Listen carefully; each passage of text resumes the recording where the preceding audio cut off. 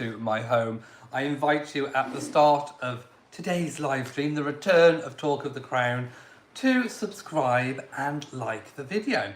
So really guys, it's over to you. I've only got a little bit of notes that I really want to talk about, and that is surrounding Easter and Maunday money and the Easter service, and of course what the royals have been up to with regarding Easter. But it's over to you. This is your opportunity to ask me whatever can, and it is ever talk about the British royal family here on YouTube in a podcast kind of talk show format, and I am bringing it back. So the intention is that every Thursday at 6, we may adjust the time if more people are available at a slightly different time, but every Thursday round about 6 p.m.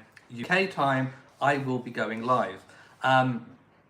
So anyway, I am hoping we're not going to have any more connection issues, because that would be really annoying and I would hate to have to sort of take all of this down and delete it all. So hello to everyone. I can see lots of people dropping in already. And yes, I wish everyone a really happy Easter. So the royal family are always fairly active at Easter, and this year is no different. What we have seen, the difference of this year, is the stepping up of Queen Camilla. Now, obviously, the king is slightly incapacitated. He is staying away from large crowds, which I think is the advisable thing to do. And a lot of the Easter services and handing out the Maunday money involves meeting, touching, being in close proximity to lots of people. And as we all know, lots of people come with lots of coughs and sneezes and spreads diseases. So best for King Charles to keep away. He has released a Easter message, which was really, really lovely.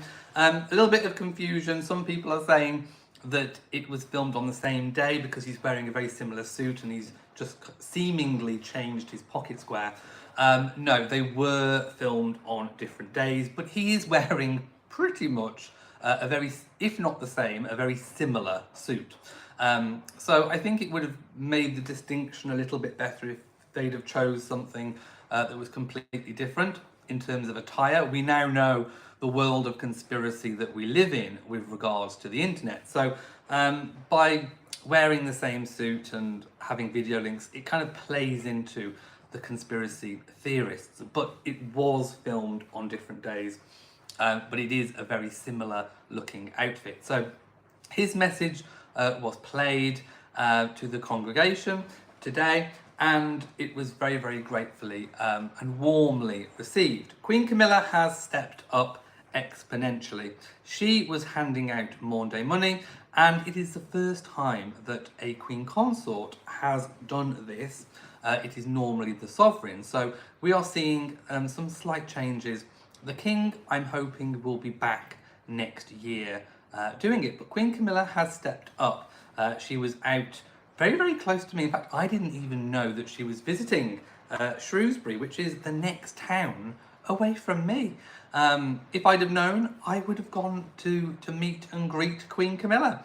But she was there and she was looking really, really gorgeous. So she's had a very active couple of days. Yes, hello to everybody. So, normally Easter is kind of celebrated at Windsor Castle, and the royal family spend most of their time there over the Easter period. Now, obviously in recent years with all the wherever they were, but traditionally with the royal family, they have spent the majority of Easters at Windsor because that's where things are held. So Easter Sunday there will be a service and many royals will attend. I'm hoping we'll get to see as many royals as possible. Today was obviously an Easter service as well, and handing out the Maunday money.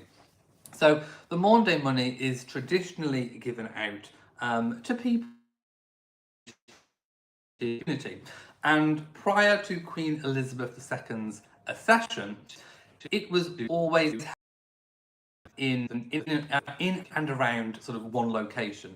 Queen Elizabeth said that she thought that it should be held in different parts of the country. So throughout her reign, She visited every single cathedral, and obviously King Charles will be doing the same when he is back in action. So this Worcester was a location for this year, Worcester Cathedral, and the Queen was there handing out the money, Queen Camilla. And I think she did a really, really exemplary job. Steve says, hi Elliot, thought Princess Royal paid a nice tribute to the victims of the Lockerbie disaster. Yes, she did, and she always knows the right words to say. She never says too much or too little. She kind of always hits the right mark. So yes, she is always on point with her words. Laura says, I must admit that Queen Camilla has really stepped up as the Queen Consort, despite of what happened in the past. Absolutely. And as I said, I've always said, it takes two to tango when it comes to relationship breakdowns. And the one thing that we can say is that Charles is really happy, seemingly incredibly happy with his choice of wife. And they seem very happy and very well matched. Unfortunately, Diana and Charles were not very well matched. Well, they were in some ways and they weren't in others. When I say they were matched in some ways, they were matched over a kind of shared trauma. I think they both had issues of abandonment and they both sort of needed to be wanted. They both sort of longed for this kind of rock figure in their life, this stability. With Diana, it was the trauma caused by her mother leaving. She remembered and recalled later hearing her mother's footsteps crunching across the gravel, and that haunted her ever since, and she sort of always felt that sense of abandonment. With the king, it was kind of the absence of mother and father in his life, in the early part of his life. They were off, the Queen was off being Queen. She was on Commonwealth tours. Obviously Prince Philip's sort of parental style was a little bit more strict for the very sensitive and needy young Prince Charles. The role of mother, I think, was kind of in the early days a little bit more fulfilled by the Queen Mother in the Queen Elizabeth II's absence, kind of. But anyway, they both had issues of abandonment, and when you've got two people in a relationship who have the same need that cannot fulfill that for each other, it creates a little bit of a problem. And Diana and Charles were not able to be the support that they needed for each other. Charles was able to find that in Camilla, and Diana, of course, was still searching for hers at the time of her untimely death. And who knows, if things had been different, if Diana was still here, maybe she would have found her own love, maybe she'd have gone on to have other children, and we could be in a position where we have Charles and Diana that were happy. So I don't really sort of blame Camilla for any of that. I think Camilla was sort of incidental. The relationship between Charles and Diana was dead in the water, even if it could have been someone else, or it could have been no one else. If no one else was there, I still think the relationship was dead in the water. They could not provide for each other what each other needed. So in terms of the divorce, it was probably the best outcome. What of course is the biggest shame is that Diana is no longer here with us to have found her happiness. And that is the biggest tragedy.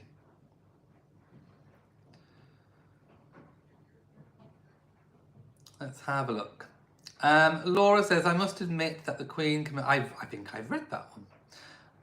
Twiller says, did anyone see the King's portrait? His hands are painted smaller and look more normal in size. No, I haven't seen that portrait. But with regards to the King's fingers, I do have a comment about that. I think they look smaller anyway. The King has been known for his sausage fingers. He has even said himself that he has kind of big, thick sausage fingers. And I actually think in recent photographs and images that I've seen of him, I think they look smaller. So whatever medication he's on, whatever treatment he's on, Perhaps they are addressing issues of whatever is making his fingers quite thick. Now, he's always had quite thick fingers, but over recent years, they've definitely got bigger and had a bit more of a reddish hue to them. So perhaps at the same time as whatever they are treating, it's having an effect on the fingers because they look less swollen, they look less red. To me, anyway, go have a look at the pictures and let me know in the comment section what you think. But I do think his fingers look more normal. That they look a lot more normal. Francois says, talking about stepping up, Sarah and her daughters were here in Montreal last Saturday attending ex-Prime Minister Brian Mulroney's funeral. Sarah and the girls, I love Sarah and the girls, I really do. Despite what anyone thinks about Sarah and Andrew, the one thing they have done, I've always said, is bring up two delightful girls that have rarely, if ever, really put a foot wrong. I think the most thing they've ever been accused of is taking too many holidays. So if that's the worst thing that someone can be accused of, then I think they're pretty decent girls. And they have undertaken charity work off their own back, without the promotion and without sort of trading off their royal titles. They really have lived sort of between a rock and a hard place, having the royal titles, being royal, being in the line of succession, but also not being working royals. They are in a difficult position that Harry and Meghan have put themselves in. I am sure that Beatrice and Eugenie would have liked from the get-go to have had what Harry had and not be in that very difficult position. So they have navigated that world of just about right. They've got their careers, they've married well, they've started charities and all that kind of. They do lots of work, and they've done it without really sort of selling who they are. They haven't done books, they haven't done tell-alls. If they have given interviews, it's been very sort of low-key, topic specific. So I'm not saying they haven't done interviews or anything of that nature, but they don't really spill the beans. If they've mentioned anything to do with their late grandmother, it's been very sensitive and lovely and nice. It hasn't been anything controversial. They haven't tried to capitalise on any scandal or anything of that nature, compared to, of course, Harry and Meghan, who have tried everything in their power to take down the monarchy, and retribution has been the key word for Harry and Meghan, and money. They have wanted to make money with Spare and all the rest of it. So they are one example of how to navigate that world where you are titled but outside of the royal family in terms of the working royals, as opposed to what Harry and Meghan are doing.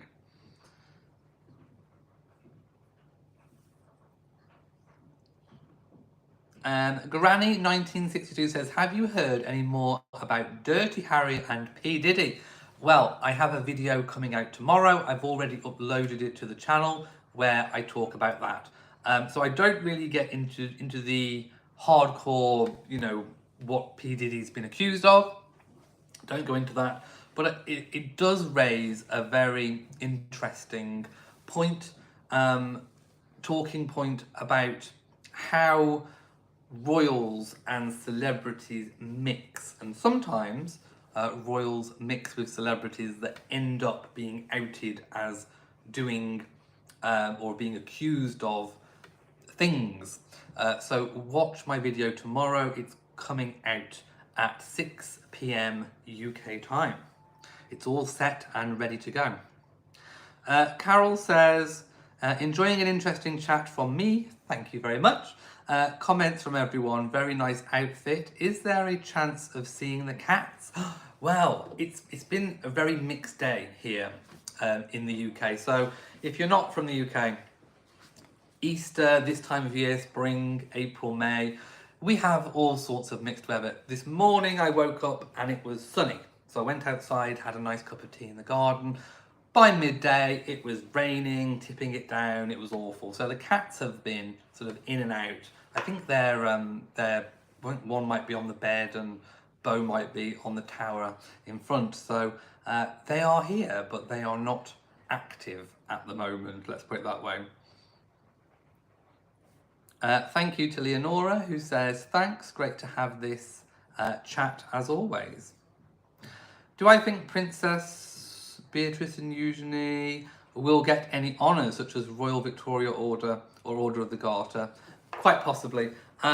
We have a new reign. I mean, most people would probably have thought if they were going to get anything like that, they would have had it perhaps under their grandmother. But I think that, you know, these things are normally kept for working members of the family. I'm still hoping, I've still got my hopes that they will be raised to full working royals, and then I think all of those things will follow in due course. Like I say, I still think all of this and the cancer treatments for the Princess of Wales, the cancer treatment for the King, Harry and Meghan not being working royals, Prince Andrew not being a working royal, all of the older generation either, you know, getting extremely old or having already passed away. It has put a lot of pressure and stress on the monarchy, and it has shown how thin on the ground we actually are. So Beatrice and Eugenie are the natural choices to become full-time working royals, and then I think all of those different things potentially will follow for them. Sylvan says, good evening from Atlantic Canada, Prince Edward Island. Oh, sounds gorgeous. Happy Morn Day to you both. Thank you so much, and happy Morn Day to you too. And thank you to everyone who has wished us a very happy Easter. Auntie Geo says, regarding swollen fingers, I noticed the same as me, and I was happy it perhaps is a sign that his therapy works. Good on him. And the swollen fingers may have been, you know, a sign that there was something something coming, you know, that needed looking at or treatment. So yes, I think it is definitely a consequence of the treatment that the fingers are actually looking a lot better. Let's have a look. What did someone say? Martin Smith says, boys can't wear pink. Oh my goodness. Well, I think you might be a troll, my love. So what we do with trolls is we hide them. So any trolls get banned and hidden from the channel.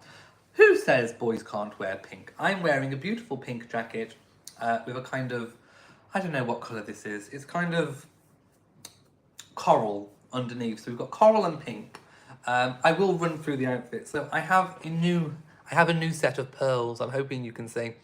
They're kind of multicolored, and they pick up on whatever colour I'm wearing. So if I'm wearing something blue, I really love these. I think these are really, really gorgeous. I'm hoping you can see. They kind of pick up on whatever colour I'm wearing. So if I'm wearing blue, then the blue tone picks out more. If I'm wearing pink, the kind of pinky colour comes out more. Green. So yes, I really, really love these pearls. These are my everyday pearls. I wear these in everyday life. So this is part of my boy jewellery or man jewellery collection. I do actually wear them. So wearing those, I like them. We are wearing the Girls of Great Britain and Ireland tiara, Granny's tiara. They look like little girls holding hands. And I'm wearing this one today because it's very lightweight, and even the replica is lightweight. So Queen Elizabeth II used to say that it was one of her favourite tiaras because it was so lightweight and kind of reduced any headaches. So I've had a bit of a headache today, so I decided to wear my lightweight tiara, and for the size of it, it is fairly lightweight. The brooch, obviously it's spring, so we are wearing the replica flower basket brooch of Queen Elizabeth. That is a replica.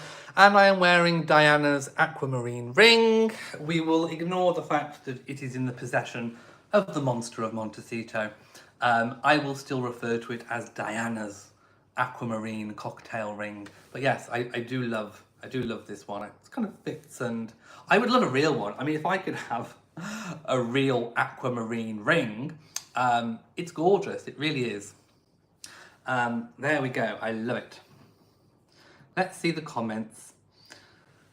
Pink is my colour. Thank you so much. And I look great in pink, thank you. Anonymous says, what's happening with the King's... I always say your name wrong. What's happening with the King's Royal Family Order? Oh, I don't know. Well, I'll get to that in a moment. Who do you think, when do you think it will be launched and who will get it, such as his granddaughters, daughters-in-laws? We're all waiting for the Royal Family Order. I would have thought we'd have seen it by now, but we haven't. So I think the next time, fingers crossed, that we will see it is at the next state banquet. And of course, we don't know fully when King Charles will be able to attend a state banquet. So even if there's a state banquet planned and the King misses it, I don't think the Royal Family Order will be debuted until he is there. So I think now it's very much dependent upon when the next big state banquet occasion might be that King Charles can actually attend himself, because obviously he's keeping away from large crowds. So being sat in a big banquet hall at the palace or at Windsor Castle with, you know, hundreds of people around a table in the same room is not going to happen anytime soon, I don't think. So fingers crossed we will get it at the next available opportunity.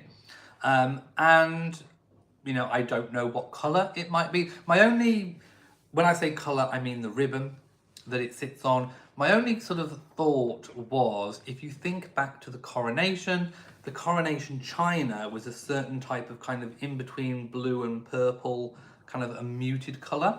So if you go back and look at the coronation china, I'm thinking that could have been a hint as to what the ribbon might be. It's normally kind of shades of pastels, but I do think that he'll want something that's not been used before. So I'm thinking the coronation china colour, that kind of bluey purple, might be something to look out for. And with regards to who gets it, obviously the working royals will get one. And we don't really know if Beatrice or Eugenie already have one of their late grandmothers. For all we know, they may already have one, but because they haven't attended any of those sorts of occasions where it would be worn, then it's not kind of presented itself. So they may very well get it. We really don't know. Twiller says, I just adore pearls and yours are fabulous. Well, thank you.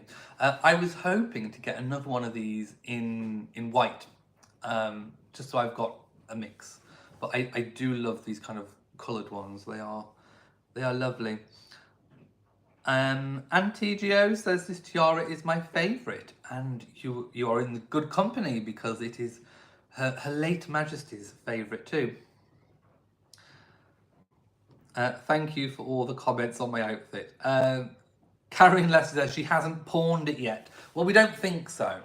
And I do hope that if the relationship breaks down between Harry and Meghan and they do separate, I hope Harry has the foresight to grab any of the jewels that belonged to the royal family or belonged to Diana and brings them back. That's it, of course, if the UK still wants him. But no, I don't think it's been pawned yet. If it is, if Meghan puts it up for sale, can I start a GoFundMe and then we can buy the real one?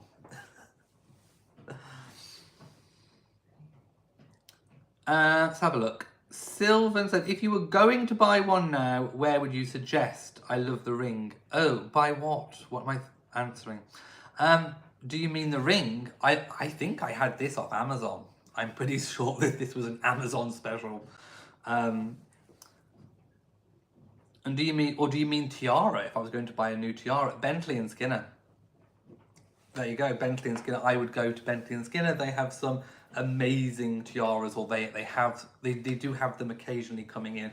Really traditional ones that, you know, have been around for 100 or a couple of 100 years. Occasionally come up that Bentley and Skinner refurbish them. And then they clean them up, sell them on, and some of them are absolutely amazing. Some of them were about, you know, £350,000. I would love one.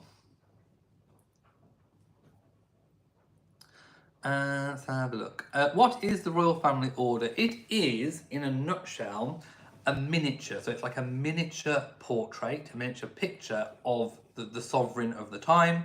surrounded, it's normally in kind of enamel and has like a glass coating or a glaze.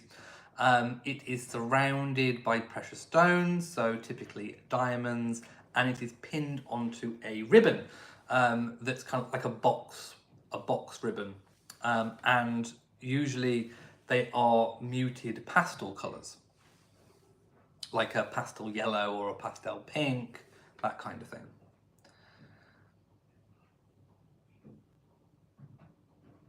Where do I get my replica royal jewels from? Everywhere. I've had some off Etsy, I've had some off Amazon, some were sent to me, all over the place.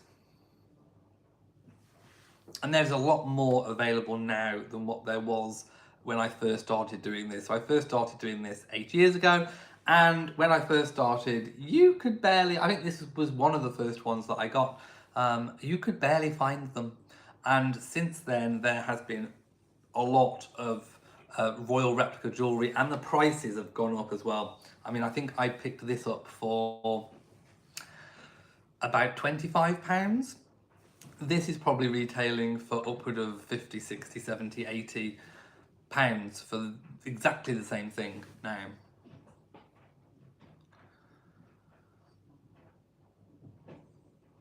Alison says, is the engagement ring of the Princess of Wales cursed? I don't think so, no. I mean, obviously Diana's, untimely death, and of course Catherine's cancer treatment, but as far as we are aware, Catherine is doing well. She is becoming stronger every day, and we hold out hope that everything is going to be absolutely fine. So no, I don't think the ring is cursed. I just think that as is life, as is with every family, there are ups and downs and tragedies and ill healths and all kinds of things.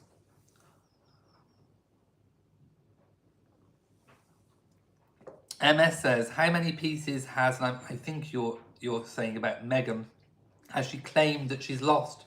Well, I don't know how many insurance claims have been put out for any lost or missing jewels, but she wouldn't be the first, because the Duke and Duchess of Windsor, the original royal Meghans, if you like, they had a whole load of their original jewels stolen while they were in the Caribbean, I do believe. And they put in an insurance claim and got lots of money for the missing jewels. Now, the missing jewels were never accounted for, but some people have speculated, and this is speculation, that perhaps they did a bit of an insurance job, kept the jewels, and then had the jewels later refashioned into other pieces, because the Duke of Windsor did sort of seem to keep having, money to buy these jewels for the Duchess of Windsor, and he had jewels refashioned, and I think the Duchess of Windsor's original flamingo brooch was stolen, then she had a replacement made. It could have been from the same jewels, I'm just saying. So it wouldn't be the first time that perhaps things like that may have happened. Karen says, not American Riviera Orchard. I'm going to call it Borchard. It's not Orchard, it's Borchard, because I'm bored of it already. Surely she is selling replica jewels as well as everything else on the planet. Well, it's like I think she's trying to replicate TEMU. TEMU or TEMU, that Chinese sort of marketplace that buys everything really, or makes everything really cheap.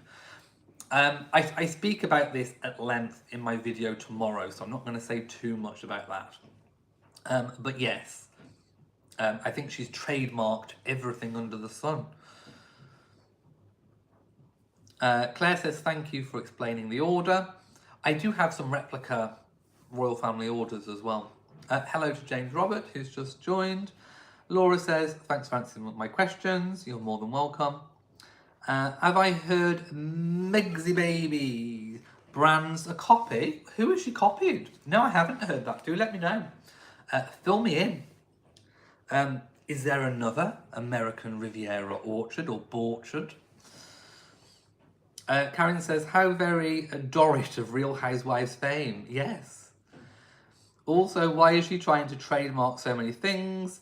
See what sticks to the wall. You can see her flinging spaghetti, can't you? Oh, Archie, oh, Lily. And she's throwing at the wall.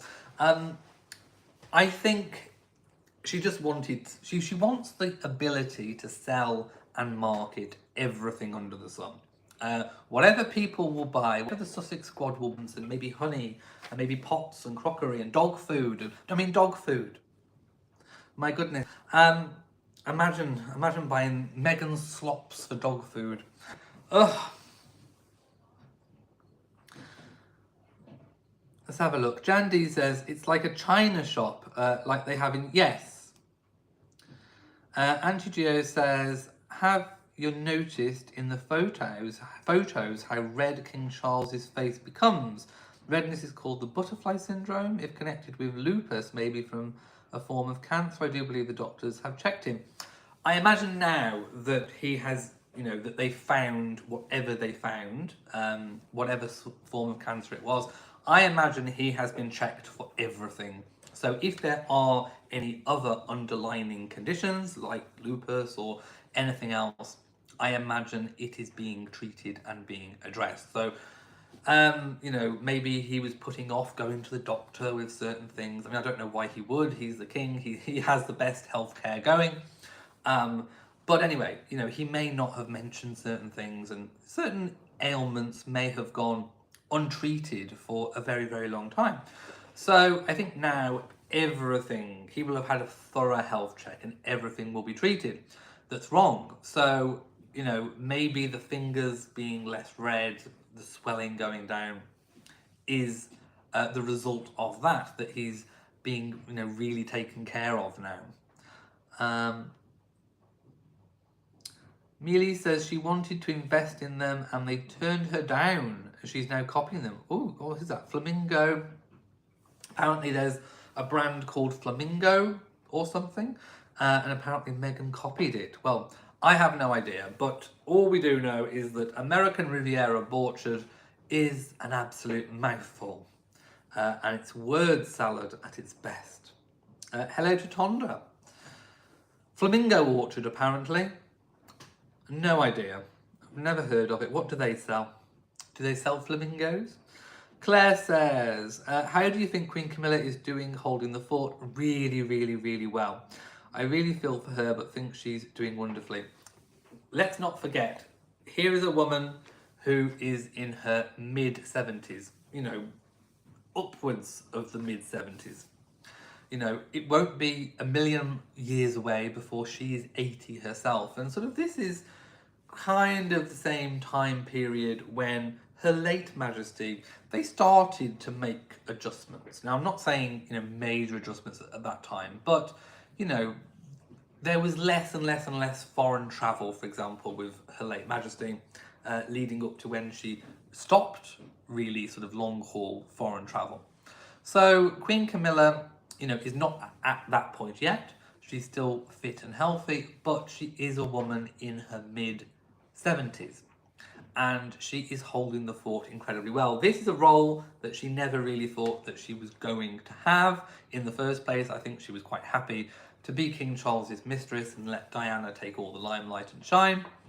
As long as she had her man, I think she was quite happy. I think it's King Charles that has pushed for her to be Queen Consort, and now obviously regarded as not a Queen Regnant, but the King and Queen. We don't really say the Queen Consort now. She is the Queen Consort. She's not a Queen Regnant, but we say the King and Queen. And I think Charles has pushed for that.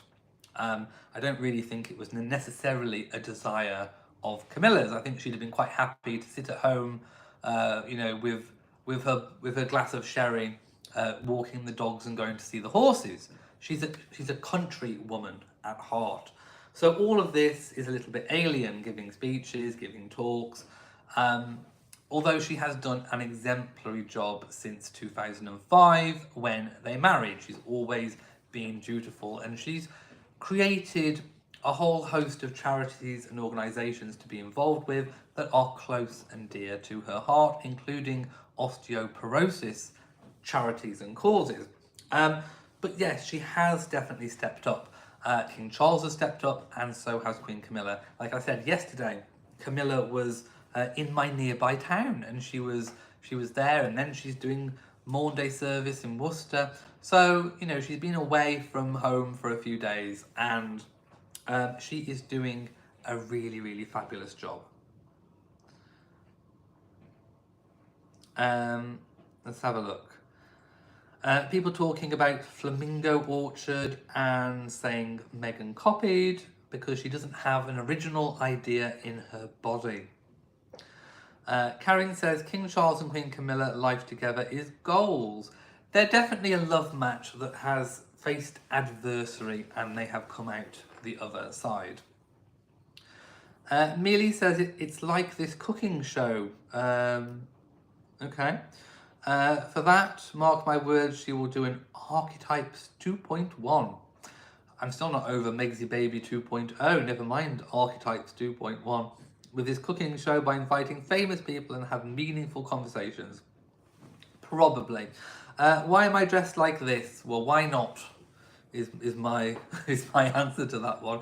Maybe. Who knows what the Netflix show is going to be?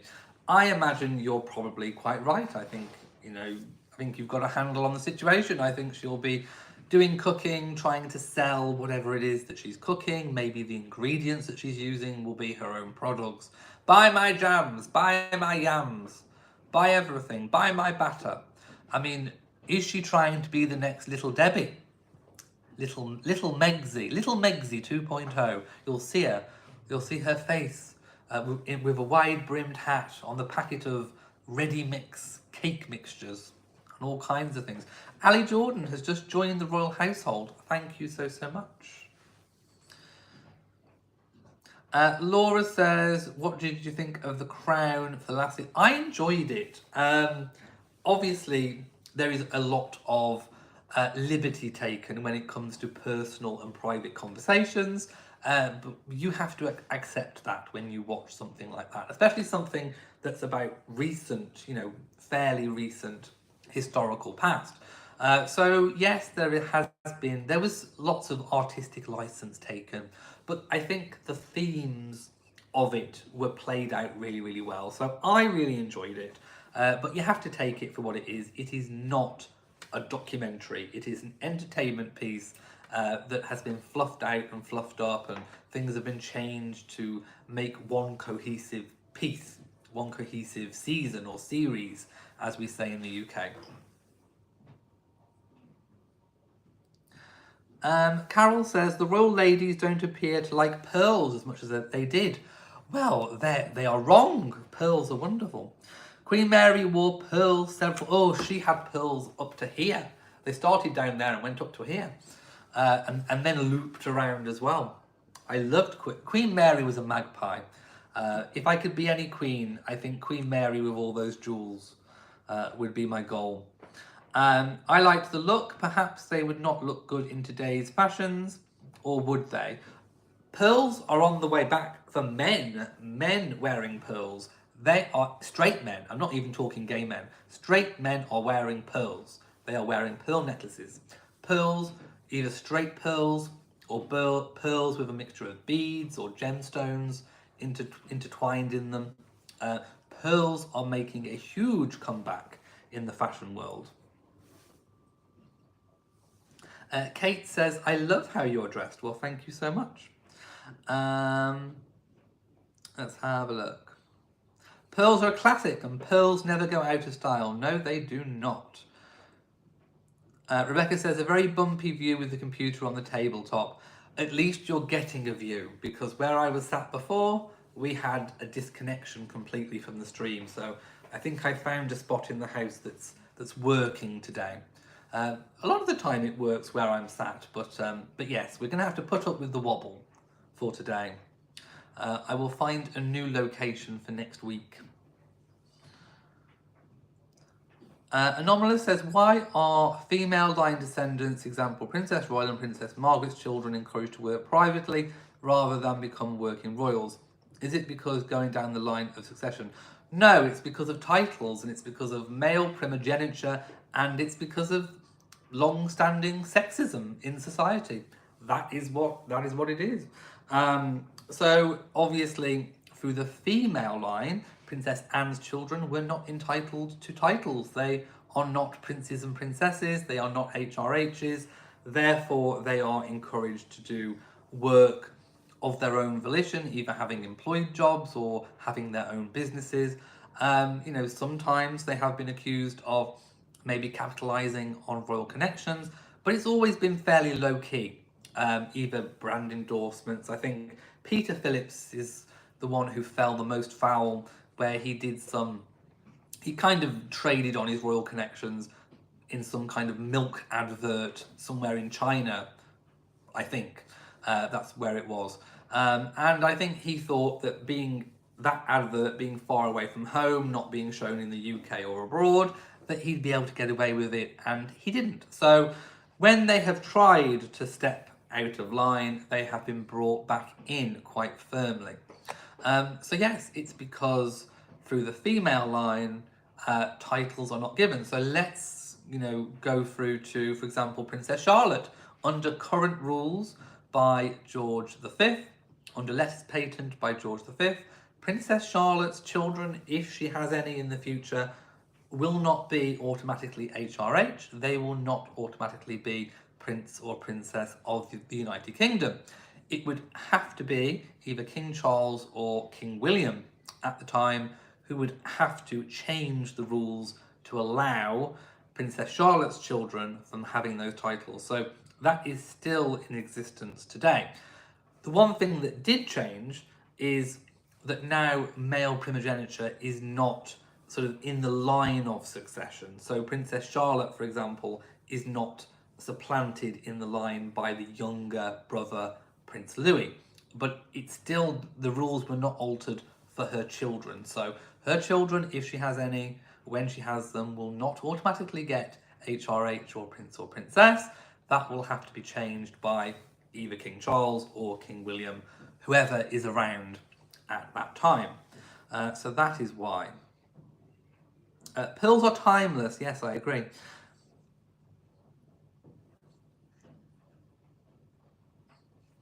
Marsha says, Dwayne "The Rock" Johnson wore a pink satin tuxedo jacket at last year's Oscars. Is that a problem? Well, no. I don't really care what Dwayne "The Rock" Johnson wears, to be quite honest. If he feels happy in a pink tutu or whatever he's wearing, then all the more power to him. Jen D says, I think Peter Phillips is hot. And Ambi Joe says, it is stunning in every colour. Thank you. I do appreciate it.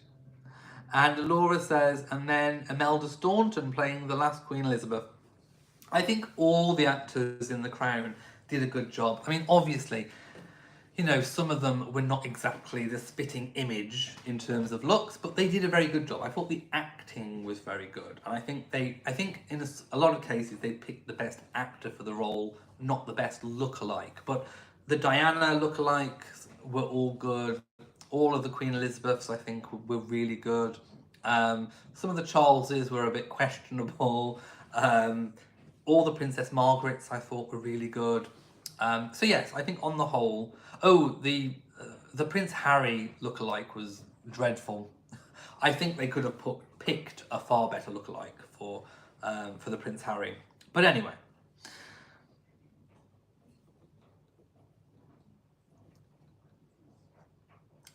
Millie says, Daniel Craig had a lovely velvet pink jacket. Yes. And who can forget him emerging from the sea in those swimming shorts? Diz Fan says, question, how different do you think the Trooping of the Colour will be this year in regards to the recent cancer diagnosis? Could we see Prince William and his children without King Charles in care? I think that it's still touch and go whether or not Catherine and the King will be able to attend. So I think the intention is that they will, but in terms of where they are in their treatment, it may not be possible. However, I think if they do attend, I think it will be in a carriage. So the one option is perhaps they could attend in a car. I think it will be carriage. Let's not forget the time of the year is hot. In the UK, typically, it's very hot, and a lot of people on parade faint. We've seen lots of soldiers wearing the bearskins fainting on parade. It's so hot. But we have all of the crowds, all the thousands and thousands of people. So as I've said before, coughs and sneezes and all the diseases that are around, I think it would be quite risky to put King Charles and Catherine, if they are still on their treatment, amongst all of those germs and diseases. So I personally think an open top carriage might be out of the question. Still could be used, but I think they may go for an enclosed carriage. Now there are various different enclosed carriages in the Royal Mews, in the Royal Collection, but there is one that springs to mind to me, and that is the Diamond Jubilee State Coach. This one does not offer the best view, so it's not the best carriage for viewing the troops, I will say that, but it is the best one for comfort. So bearing in mind we have potentially the King and Catherine, I think if they do attend, I think it'll be King Charles and Queen Camilla and Catherine in the same carriage. I think Prince William will still be riding on horseback, but I think the Diamond Jubilee State Coach is the best one because it is the only carriage in the Royal Collection that has air conditioning, and it has the best stability. It has the best, what's it called? I forgot the word. It's got the it's got the best suspension. That's the word. It's got the best suspension. So I think for their comfort, the Diamond Jubilee State Coach would be the best one, but it's not the best for visibility. So if we do see them, I think they will attend then, but I still think it'll be in London. I don't think it will be in Windsor as the Queen had during the COVID years. I still think it will be a Horse Guards Parade. I still think we might get a balcony appearance, potentially. So we will have to wait and see how that plans out. Lisa C says, men that wear pink of any hue is a confident man. Well, thank you. Elizabeth says, just joining now, but would love your thoughts on William flying his family on a helicopter together, but it seems too risky for you. Yes, I mean, a lot of you will be aware that there are, traditional sort of flying rules in place where, for example, on long haul travel, on plane travel, the heirs to the throne should not travel together in case there's an accident and perhaps an entire family unit is wiped out. And in this case, if an entire family unit was wiped out, the stakes are incredibly high. Not only because we would lose beloved royal family members that we love, but it would firmly put Harry and Meghan in the, well, let's put it this way. If the Wales family were wiped out, Harry and Meghan and the Sussexes would be next in line. So I'm just saying. So for that reason, I think William and Catherine should avoid flying with Louis, Charlotte and George as much as they possibly can. So William, flying a helicopter with all of his family in seems a little bit out of the question to me. Not impossible. Not impossible. Stranger things have happened. But like I say, if there was a major tragedy, and major tragedies do happen, we could see King Harry and Queen Meghan on the throne. We'll leave that one there. Lynn says, I believe King Charles does not like not being busy. Yes, he loves to be busy, and to be honest, I think he's handled the whole situation incredibly well.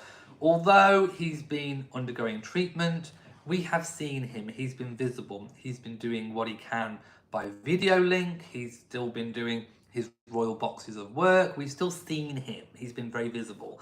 And I think that was, part of the reason as why we felt, well, large swathes of social media felt that there was something wrong with Catherine because we didn't see her. She wasn't as visible as the king. Now we know the reason why, and I think a lot of people have backed off and apologized for their part in the conspiracies. Again, I speak about this in my video tomorrow, so I'm not going to say too much. But I do talk about in my video tomorrow there being three main types of people when it comes to the Catherine conspiracies and rumours. So I talk about those in depth, and you can see which category you fall into yourself.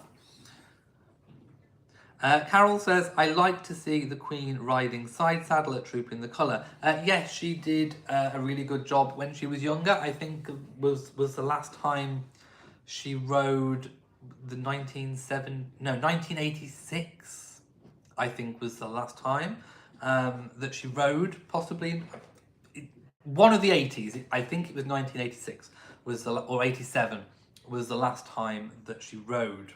But yes. But I don't think we're going to be seeing that for a very, very, very long time. Nobody wants Queen Megsy baby. No. Can you imagine? She'd be insufferable. She'd be absolutely insufferable.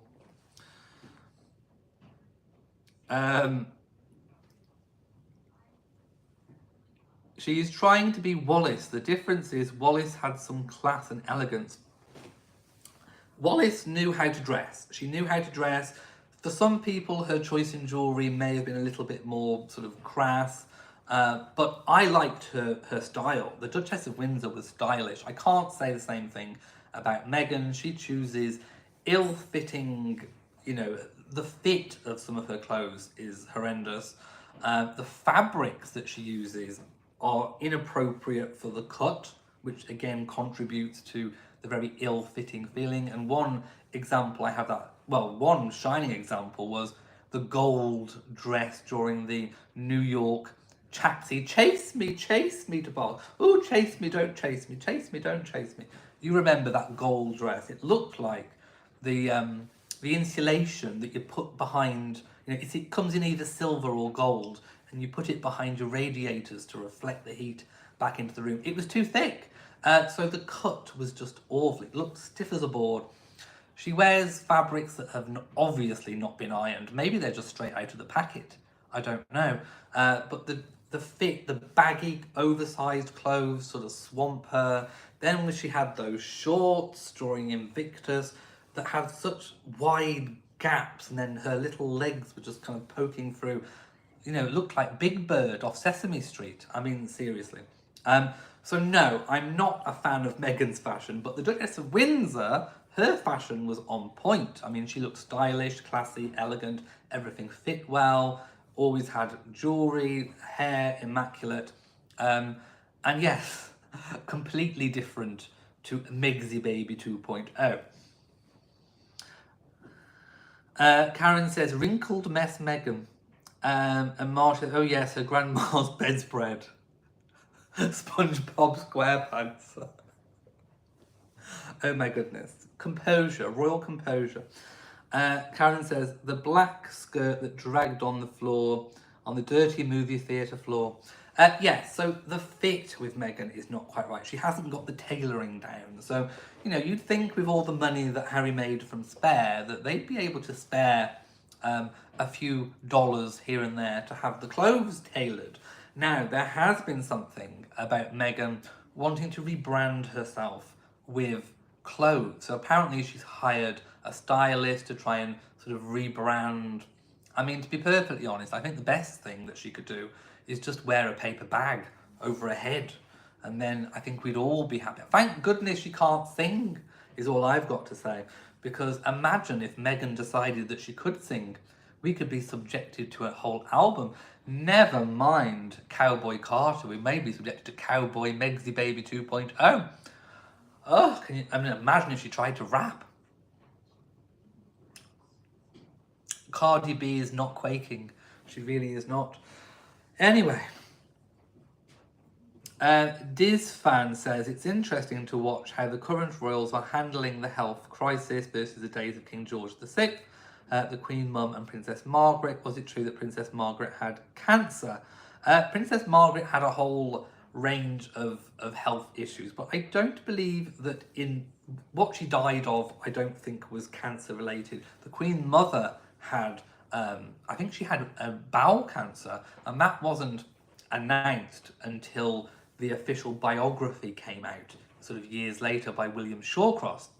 So illnesses of that nature were kind of hidden. We know King George VI had lung cancer, but no, I don't think Princess Margaret obviously scalded her feet and she had lots of health issues. That was documented quite well in The Crown. So no, I think she had strokes. Princess Margaret had strokes and then she burned her feet, and the smoking and the drinking just did not help. But as far as I'm aware, I don't think she had cancer. Not what she died from anyway. And yes, it is very different how they are having to adapt, because we are now living in the social media age where, you know, a simple statement is not going to suffice. People are gossiping, not just locally, not just in the shops where they go shopping. They are gossiping globally with Twitter or X, whatever it's called. So the approach has to be very, very different. Holly says, yes, I don't understand how Meghan can have so much money but dress so badly. Agreed. Elizabeth Jones says, you're so funny. Yes, Princess Margaret had a series of strokes that led to her decline, and then she sort of passed away and had, I think, one final stroke. It was all very, very sad. And one does wonder whether or not if she'd perhaps laid off the cigarettes and the drink a little bit too much, that maybe her life could have been extended. Carol says, thank you, time flies. You have a cat with you and now he's gone. Yes, I think that was Bo, and I think he's just flew up the stairs. Right, so I am going to end today's live stream here. I will find a better location in the house to go live next time. It normally works from the kitchen island, but it decided that it wasn't going to work. So, but anyway, we got there. So Talk of the Crown has been returned. So what I'd like you to do, ready for next week, it will be Thursday at 6 p.m. UK time again. What I'd like you to do is to think of some really good questions to put to me. Not that these questions were not good tonight, but I am here.